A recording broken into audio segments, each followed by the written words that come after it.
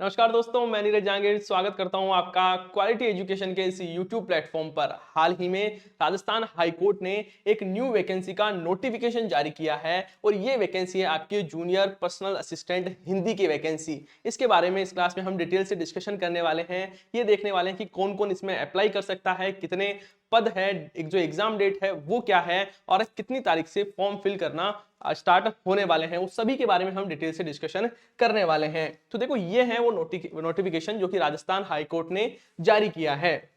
इसमें आप देखोगे लिखा हुआ है कनिष्ठ निजी सहायक हिंदी की ये वैकेंसी है, जिसको हम इंग्लिश में क्या बोलते हैं, जूनियर पर्सनल असिस्टेंट हिंदी की ये वैकेंसी है। अब देखो इसमें हम नोटिफिकेशन को शुरू में पढ़ेंगे तो शुरू में लिखा हुआ है कि चयनित अभ्यर्थी को नियमानुसार जो प्रोबेशन पीरियड है उसमें कितने सैलरी मिलेगी, तो वो मिलेगी 23,700 रुपए आपको प्रोबेशन पीरियड में फिक्स जो आपके प्रति माह पारिश्रमिक के रूप में दिए जाएंगे। और प्रोबेशन पीरियड कंप्लीट होने के बाद में आपको 33,800 रुपए से लेकर 1,06,700 रुपए तक मिलेगी। ये L10 की जॉब है और आपको इसमें 1,06,700 रुपए तक की सैलरी मिल सकती है। मतलब आप लखपति तो आराम से हो जाओगे यदि आपका इसमें चयन हो जाता है। फिर देखो आगे बात करें हम, आगे देखो हम बात करें कि कितने पद हैं, तो टोटल इसमें 30 पद की वैकेंसी है। ये कितने पद है, 30 पद है। इसमें 13 जनरल के पद है, ओबीसी के 6 हैं, एसटी के 3 पद है, एससी के 4 पद है, ईडब्ल्यूएस के 3 पद है इसमें, और एमबीसी की बात करूं तो इसका 1 पद है। यहां हम स्पोर्ट्स कोटे में कोई भी पद नहीं दिया गया है। फिर देखो हम बात करें कि इसमें जो शैक्षणिक योग्यता है, जो एकेडमिक क्वालिफिकेशन है, उसके बारे में हम बात करें तो लिखा हुआ है कि must be A graduate of any university established by law in India. मतलब आपके यू मस्ट बी ग्रेजुएट, आपको ग्रेजुएट होना इसमें अनिवार्य है। साथ ही देखो must have basic knowledge of computer, आपके पास कंप्यूटर का जो बेसिक नॉलेज है वो होना चाहिए। इसमें लगभग RSCIT आपके पास होनी चाहिए, मतलब कंप्यूटर का बेसिक नॉलेज होना चाहिए और आप ग्रेजुएट हो, ये आपकी इसमें योग्यता है। शारीरिक अपन फिटनेस की बात करें, फिजिकल फिटनेस की, तो उसमें तो कोई बड़ी बात नहीं है, लिखा हुआ मानसिक और शारीरिक रूप से आप स्वस्थ होने चाहिए, मानसिक स्थिति आपकी सही होना चाहिए। फिर देखो आगे बात करें, आगे हम बात करें राष्ट्रीयता की, तो इसमें भारत का नागरिक फॉर्म कर सकता है, नेपाल का नागरिक भी इसमें अप्लाई कर सकता है और भूटान का भी कर सकता है, और राजस्थान के बाहर का कोई स्टूडेंट है तो वो भी इसमें क्या कर सकता है, अप्लाई कर सकता है। और एज की बात करें तो एज तो अपने आपको पता ही होगा, जो हमेशा रहती है 18 से लेकर 40 तक की, उस एज के बीच में कभी कोई भी स्टूडेंट है तो वो इसके लिए अप्लाई कर सकता है। फिर देखो आगे बात करें, आगे हम बात करते हैं परीक्षा शुल्क। ये जो OTR है, वन टाइम रजिस्ट्रेशन, इससे बाहर है ये वैकेंसी। तो इसमें देखो जो आपके सामान्य वर्ग और अन्य पिछड़ा वर्ग है, क्रीमी लेयर, तो उनके लिए तो फीस रहेगी 750 रुपए, और जो आपके नॉन क्रीमी लेयर है तो उनके लिए 600 रुपए, और राजस्थान राज्य के अनुसूचित जाति और अनुसूचित जनजाति के लिए कितनी फीस रहने वाली है, तो 450 रुपए फीस रहने वाली है। फिर देखो आगे बात करें, अब आती है सबसे इंपॉर्टेंट परीक्षा की स्कीम और पाठ्यक्रम के बारे में हम बात करते हैं। तो देखो इसमें लिखा हुआ है कि detection of passage of Hindi shorthand test. अब देखो ये जो वैकेंसी है वो है आपके स्टेनो के लिए, या जिसको हम बोलते हैं आशुलिपि या शॉर्ट हैंड टेस्ट, उन अभ्यर्थियों के लिए ये वैकेंसी है। इसमें किसी प्रकार का अन्य एग्जाम नहीं है। जैसे अपने एग्जाम होता है, सिलेबस होता है कि हिंदी इंग्लिश ये सब्जेक्ट आएंगे, उनका ऑप्शनल जो आपके एग्जाम होता है, तो वैसा कोई एग्जाम नहीं है। इसमें क्या है, आपको जो आशुलिपि है, जो शॉर्ट हैंड है, या हम बोलते हैं कि स्टेनो है, उसका आपको टेस्ट इसमें होने वाला है। तो देखो इसमें हम बात करें तो लिखा हुआ है detection of passage of Hindi shorthand test, और इसके लिए आपको क्या मिलेगा, 8 मिनट का समय मिलेगा और 70 वर्ड पर मिनट क्या करने हैं आपको, वो जो वर्ड है वो आपकी डिटेक्शन पावर होनी चाहिए। अब देखो इसका मतलब क्या है कि इसमें देखो एग्जाम में क्या होता है कि आपको क्या होगा, जैसे आप एग्जाम देने जाओगे तो वहां क्या होगा, जो आपने पता होगा जो शॉर्ट हैंड या हम इसको बोलते हैं आशुलिपि, तो उसमें क्या होगा कि आप कहीं जाओगे, आपको हॉल में बैठा दिया जाएगा और वहां पर एक स्पीकर के माध्यम से आपको 8 मिनट तक चीजें बोली जाएगी, और आपको क्या करना है, उसको मतलब शॉर्ट हैंड में लिखना है। शॉर्ट हैंड में लिखना मतलब जैसे मान लो कुछ उसकी एक लिपि होती है, ऐसी ऐसी मान लो एक लिपि होती है, तो उसमें आपको ये चीजें लिखनी है। देखो यहाँ देखें हम, तो देखो ये लिखा हुआ है, उस हिसाब से आपको इसमें शॉर्ट हैंड में आपको लिखना होता है।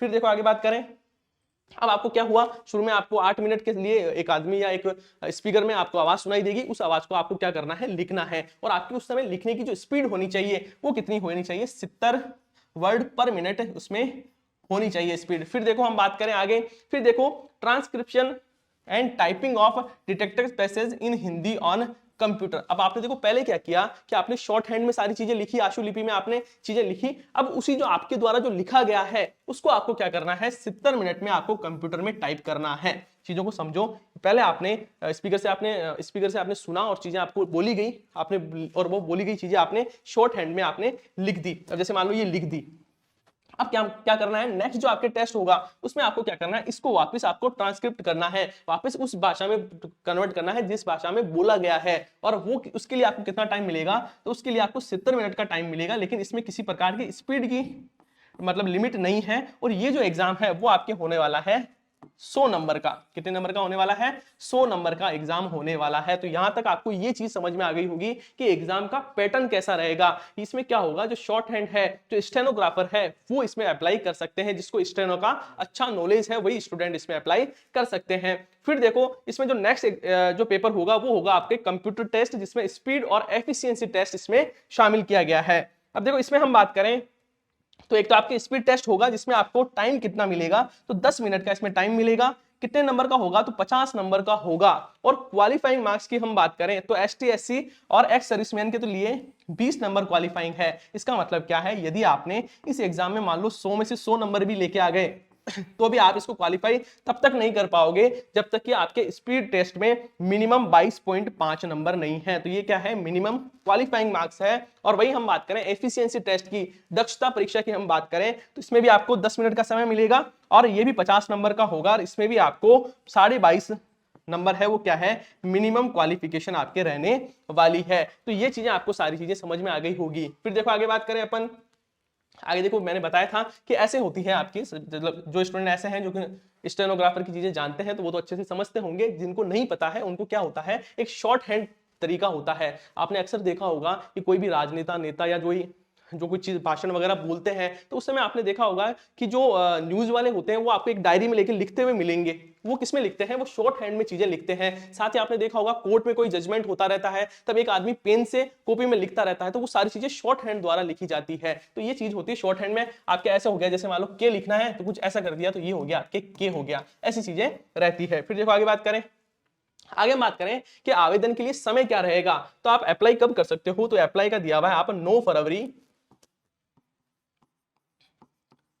2024 शुक्रवार को आप दोपहर 1 बजे से इसमें अप्लाई कर सकते हो। कब तक, तो 9 मार्च 2024 शनिवार शाम 5 बजे तक आप इसमें अप्लाई कर सकते हो। फिर देखो आगे बात करें, आगे इसमें देखो परीक्षा भी आपको बता दिया गया है कि परीक्षा कब तक होगी। तो देखो इसमें लिखा गया है, अलग से मेंशन किया गया है कि पहली बात तो कि जो आपके एग्जाम का जो सेंटर रहेगा वो कहां रहेगा, वो जयपुर रहेगा। एग्जाम कहां होगा, तो जयपुर में ही आपके एग्जाम लगेगा। दूसरी बात इसमें बात करें कि जो एग्जाम डेट है वो क्या रहेगी, तो वो रहेगी आपके 15/4 से लेकर 30/4 तक रहने वाली है। तो ये भी चीज आपको याद रखना है कब तक कब से होगी। और साथ ही आपको पहले ही बता दिया गया है कि इसमें जो आपके एग्जाम सेंटर रहेगा वो कहां रहेगा, तो वो रहेगा आपके जयपुर में। तो यहां तक चीज समझ देख आपको पता लग गया होगा।